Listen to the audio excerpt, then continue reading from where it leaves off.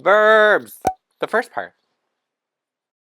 So we've already talked a little bit about a couple different types of verbs. We've talked about intransitive, we've talked about linking, and we've talked about transitive verbs. So today we're going to be talking about a little bit more about how we can talk about verbs, what they're doing, and how they're doing it. We also need to think about modal verbs and auxiliary verbs, which we're going to get to in the next two videos.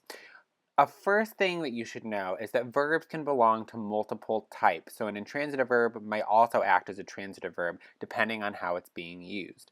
The only one that kind of stays the same no matter what would be modal verbs.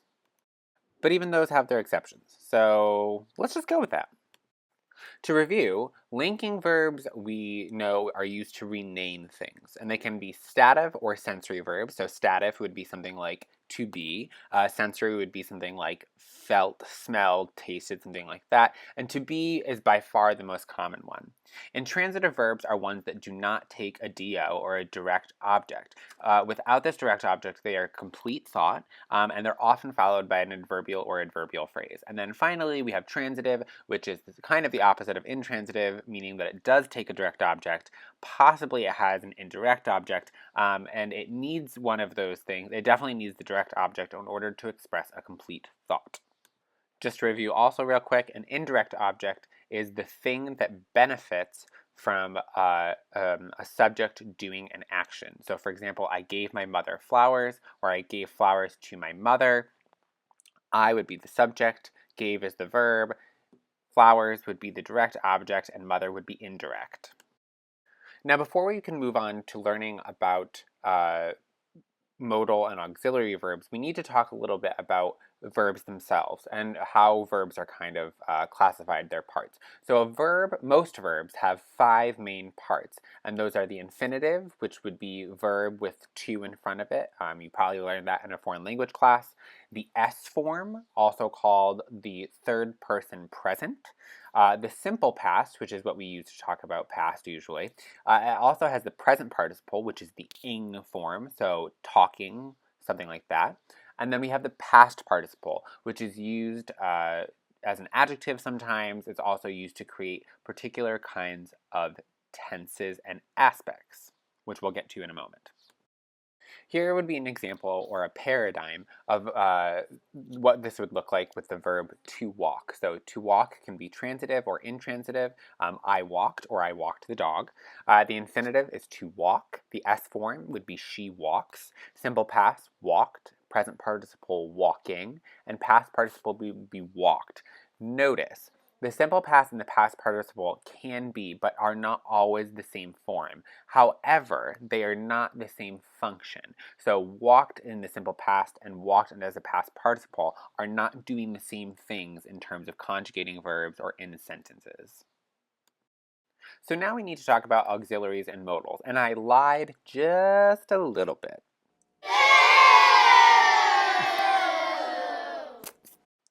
So a modal is actually a type of auxiliary verb. So auxiliary means to help, and modals are one thing that can help when we're trying to create certain kinds of moods in English. So something like a subjunctive, which again we'll talk about momentarily. To be and to have are also auxiliary verbs, just like to be is also a linking verb.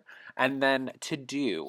And so do is often used for emphasis or to indicate sustained action. So we have to be, to have, to do, and the modal verbs, which again, we'll discuss the modal verbs and what they actually are in a second. So modal verbs are strange. Hey man, that's kind of mean. That's actually really messed up. I don't like that. They're absolutely weird. They have verbal qualities, but they don't actually fit completely into what we've just learned about in terms of verbs. So for example, they do not have five parts like other verbs. Modals are related to things like wishes, volition, intention, etc., which we would probably call the subjunctive, which is something you probably also learned in Spanish class or French class, whatever. And they're used to create things like the future tense. So some examples would be can, could, may, might, should, shall, would, will, etc.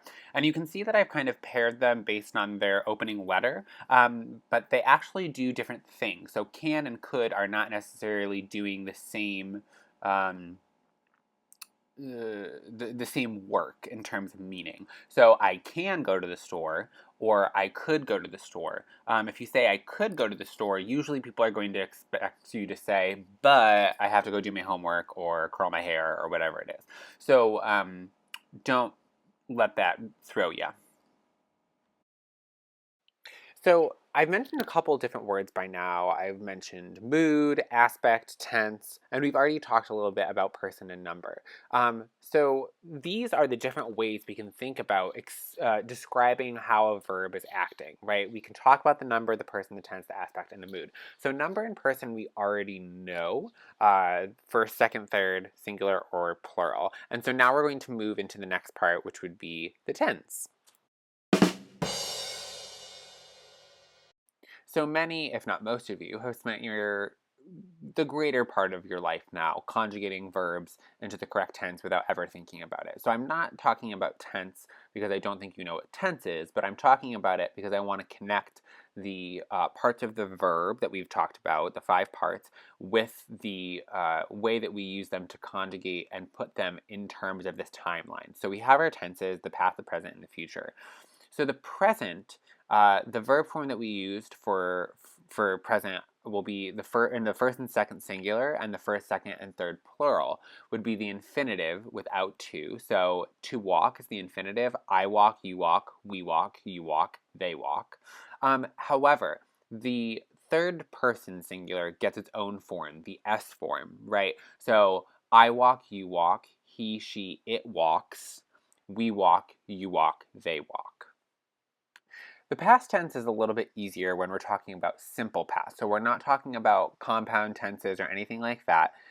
In the regular simple past, I walked or something like that, we use the form called the simple past. And so usually the simple past is going to end with an ed or a t. But sometimes it's irregular. And so, for example, I sing, I sang.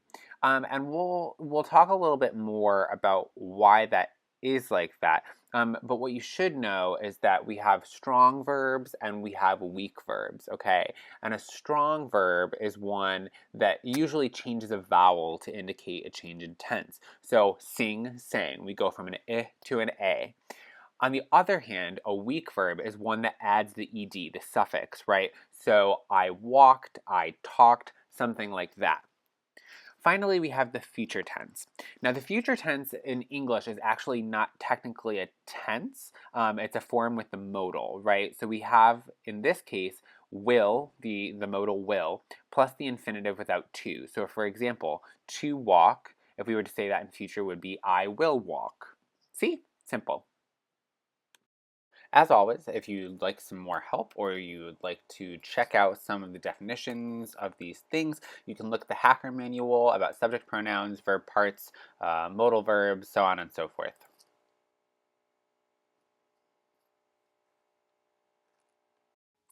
Gosh, Kat, you look so tense. Verbs. It's what you do.